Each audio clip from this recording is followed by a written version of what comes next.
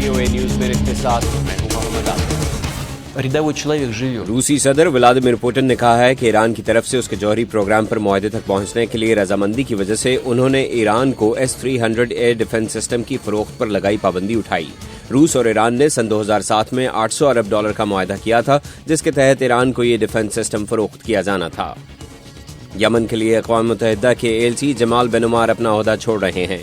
وہ 4 سال سے یمن میں پرامن جمہوری انتقال اقتدار کے لیے کوششیں کر رہے تھے، جو سیاسی عدم استحکام کی وجہ سے تعطل کا شکار ہو گیا ہے۔ سیکرٹری جنرل بان کی مون کے ترجمان نے ایک بیان میں کہا ہے کہ جمال بن عمار کو مختلف ذمہ داری سونپی جا رہی ہے۔ اور آسٹریلیا، چین اور ملیشیا کے حکومتی وزیروں نے کہا ہے کہ ملیشیائی فلائٹ MH370 کا ملبہ تلاش کے لیے منتخب کیے گئے علاقے سے نہ ملا تو اس کو دگنا کر دیا جائے گا۔ گزشتہ سال مارچ میں لاپتہ ہونے والے بوئنگ 777 طیارے کا ابھی تک کوئی سراغ نہیں ملا۔